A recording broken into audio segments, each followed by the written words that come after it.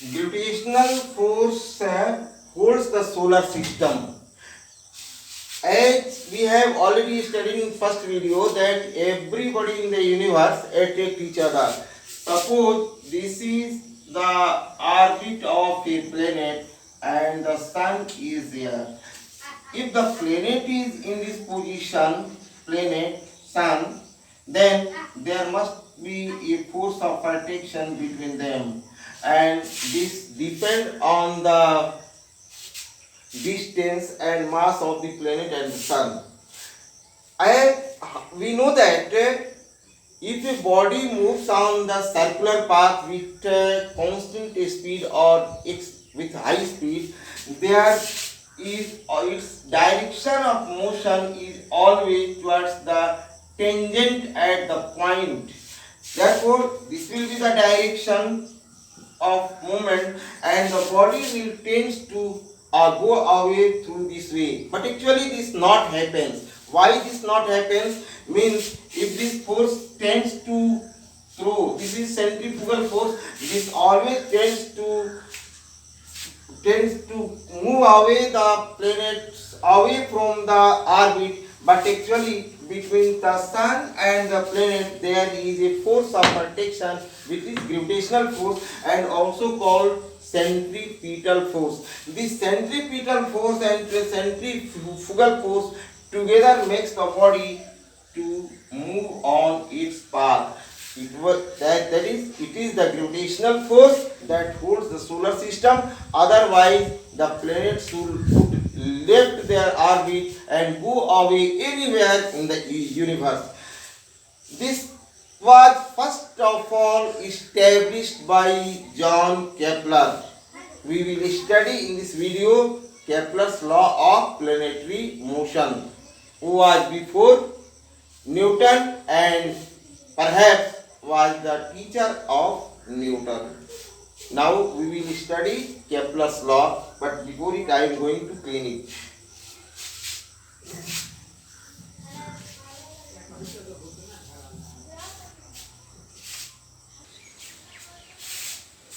First law, Kepler established three laws. Now I am taking first law. I will describe all three laws in the same video. Keep in mind. But for this I have to erase it time to time. Now the planets revolve around the nucleus, around the sun on elliptical path called orbit. With the sun, any one of the two foci. First thing, you know, this is a circle with center. It has one center, and from center to the circle distance is called r, means radius. If the figure is like this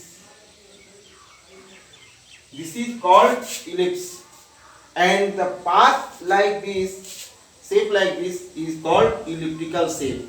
The ellipse has two focus, f1 and f2.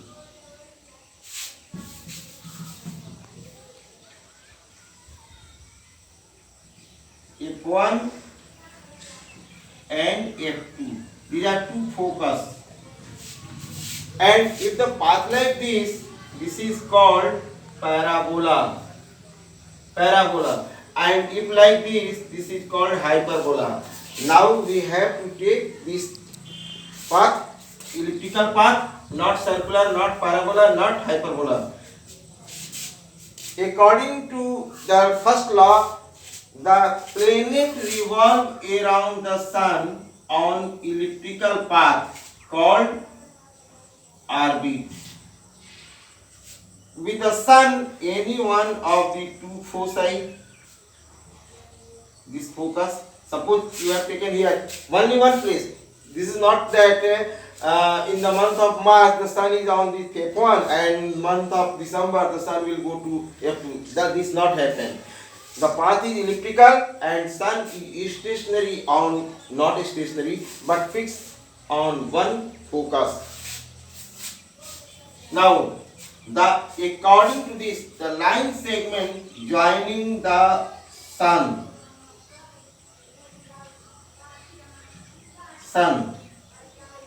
and the planet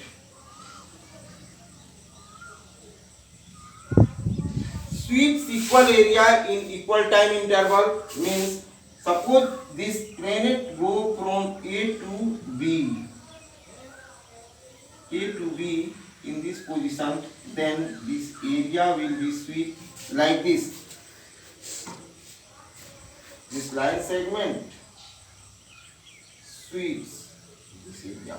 Again, if the sun at D, planet is at D, C, and then it comes at D, this area will be swept by the line segment joining this area and this area.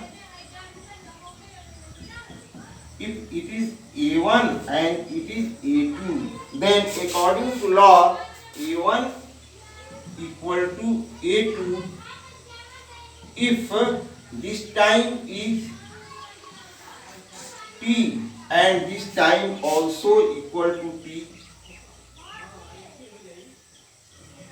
Equal time interval 365, 15 days, this is also 15 days, 2 hours, this will be 2 hours, means the line segment joining the sun and the planet, it sweeps equal area in equal time interval. A1 equal to A2, this is the second law. This law indicates that you see that T time, the distance covered is AB, and T time, distance covered is CD. Actually, AB CD is greater than AB. You see, it means that when the planet is nearer the sun, its speed will becomes more, means travel faster. Speed becomes more, speed increases, and when the planet go away from the sun, its speed decreases. Means the sun does not revolve around the sun throughout the year with the same speed, but its speed varies from time to time according to the distance of the sun, from the distance of the planet from the sun. Now we will describe third law. This is second law, and second law, and now we will describe second law. The third law. This is second law. For second law, what is second law? Second law is that the distance, the second law, the distance, the line segment joining the sun and the planet sweeps equal area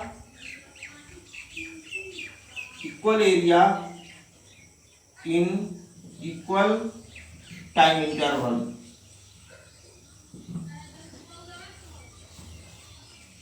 Now we will study third law, but before it I am going to erase it.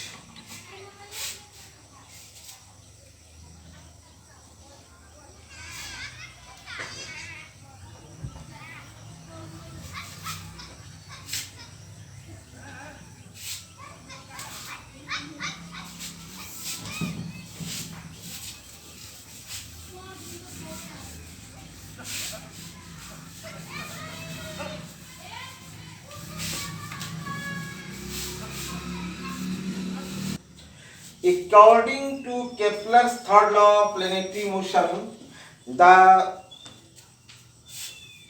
square of time taken to complete one revolution, is directly proportional to the cube of mean distance of the planet from the sun. Mean distance means the orbit is elliptical in shape and the sun is at any one of the two foci, means the distance of the planet increases or decreases from time to time. It will never remain the same throughout the year.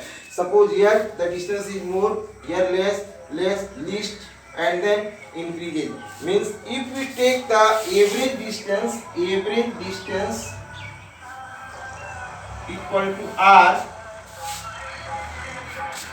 you need not to calculate the average distance. You are given the average distance in the question. Need not to calculate. If the average distance is r and time taken to complete one revolution equal to t, then according to Kepler's third law of planetary motion, t square proportional to r cube means r increasing r, the time will increase, means the planet move fast slower. On decreasing r means when the planet comes nearer to the sun, the time will taken less, means the speed will increase. But if t square proportional to r cube, it means r cube proportional to t square, or r cube equal to k t square, where k is a constant. We can say that r cube by t square equal to constant. It means that a square by r cube will also be constant. Next we will find how Newton's got the idea of his inverse square rule.